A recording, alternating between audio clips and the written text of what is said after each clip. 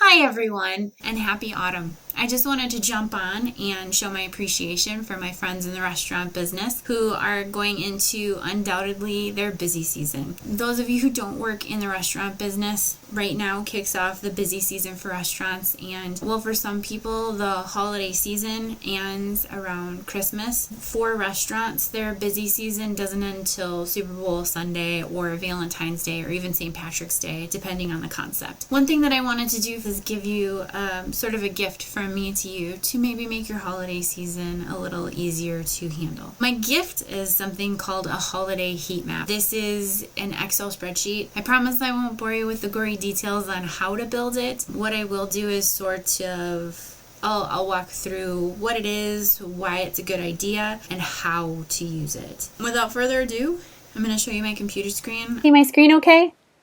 Great. So this is a holiday heat map. This is something that I built for capacity planning and order management. This heat map basically shows you what restaurants are really busy and what times they're really busy at. The cool thing about this is that you can use this to manage your order volumes going into the restaurant. So if you're using this specifically for online ordering, for example, you can compare this against where they get busy for dine-in, and then you can adjust these orders accordingly. It's very difficult, right, to control the number of people that are coming into your restaurant, but you can account for them by adjusting your online ordering to account for those guests. The goal of a holiday heat map is to make sure that your kitchen stays busy but doesn't get overwhelmed. We're trying to reallocate orders to less busy times and adjusting different verticals or different revenue streams to make sure that the volume of orders going into the kitchen is going to be about the same. Your kitchen knows they're going to be busy on a holiday, right? But we just want to make sure they don't get overwhelmed. The second that a kitchen gets overwhelmed, it can take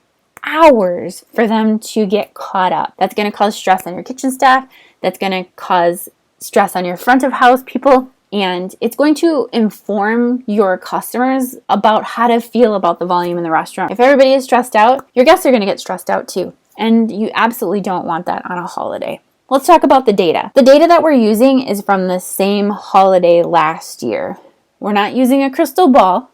We're using actual data. So I would recommend building by revenue stream and also using order volumes rather than sales volumes. Sales volumes are going to be based on price, right? So different markets have different price points. Your prices are going to change depending on supply chain, all sorts of things that have happened over the year. Your order volumes will be consistent. There are ways to calculate your average order size. Grouping your orders in a time frame that you can manage. So if in this example we're using Olo allows you to manage your orders every 15 minutes. So that's how you want to group the data. There are order management systems that use every 10 minutes, every half hour, every hour. So you want to group the data based on how you're able to manage it. For example, let's say we want to reduce our online orders around 5:45 and 6 o'clock at restaurant 30. In Olo, you can do that. If you're using somebody that manages orders every 10 minutes, you wouldn't really be able to manage those orders or adjust that capacity with the precision that you would if you group those orders the way that you can manage them. That's the data. Now, analyzing the data. As you can see, these orders are bright red where the order volume is very high, and a gunmetal gray where the orders are low. The reason why you want such contrast is you want somebody to be able to look at this very quickly and say, you know what, we really need to look at these restaurants right here.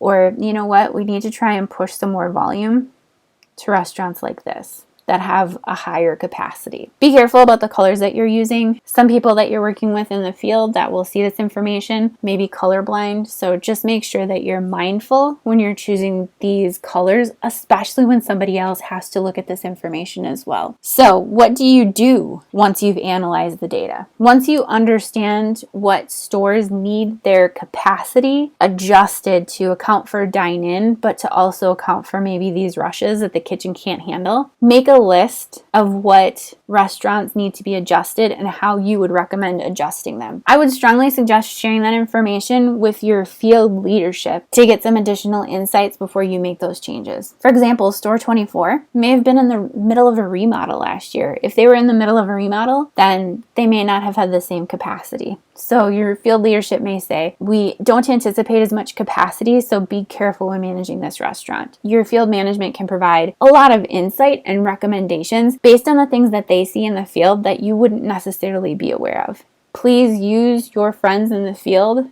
They are an asset. Also, you can use this to adjust your third-party ordering as well, like DoorDash and Uber Eats. If your third-party orders are not the lion's share of your off-premise orders coming in, you may want to close them during your busiest times. If you're reaching capacity, you may want those to be primary orders, reason being that you're going to make more money off of primary orders. And also, if you need to talk to a guest, you have the power to contact that guest directly, whereas with third parties, you may have to call a call center and be on hold during a holiday, and you don't have time to be on hold with a vendor on a holiday. My second recommendation for managing third-party orders is that you do everything that you can in advance. If you have a CSM with those third-party deliveries, give them hours for each and every location during those holidays, or you may have to adjust the hours yourself, but I would strongly recommend adjusting them ahead of time rather than the day of. If you shut down a restaurant the day of saying that you're too busy to take orders, that will reduce your visibility on those websites. So you will appear lower in search. Also, your SEO will be adversely affected. And let's talk about sharing this information. As I mentioned, share this information with the field leadership in advance to see if there's any color that they can provide, any changes that you may need to make to your initial plans. When you give this information to your field leadership, chances are they're going to share it with their restaurants. And a really unintended result that comes from capacity planning is that when your restaurants see that you're trying to help them manage the volume of orders that they're getting and even out the traffic coming into the kitchen, they will feel seen and heard. You can't buy that kind of morale. When you're able to tell a restaurant, you're not out on an island by yourself. We're here to help. That goes a long way to your restaurants feeling like their support center is with them and not against them. Let's talk about results. I had a conversation with somebody several months ago where they asked me, was this successful? And I had a hard time answering that question because the first indicator that this worked is that your sales for online ordering are going to be lower. If you tell your C-suite that story, you're never going to be able to do capacity planning ever again. The story that you should tell is that initial sales were lower. However, the percentage of refunds and adjustments on orders was also lower. You may net higher than you did in previous holidays. You may net lower, but if you have less refunds and you have less adjustments, that means you have less angry customers. If you had a lower percentage of angry customers, and unfortunately in holidays you're just going to have some, if you have a lower volume of angry guests, then you have a higher volume of satisfied guests. Another thing that you can consider doing is sending out a satisfaction survey to the field. How did this holiday go? How did they feel about the volume of orders that was coming in? Did they feel supported? Chances are that's going to be a very positive or a more positive than usual communication from the field. And the morale of your restaurants helps inform the satisfaction of your guests. That's worth its weight in gold. That's the holiday heat map, you guys. Thanks for listening to me go on and on about something that I'm super excited about. If you're interested in having the holiday heat map set up, that's something that you'd like me to help you with, feel free to reach out. I have a link to my Calendly in the description of this video.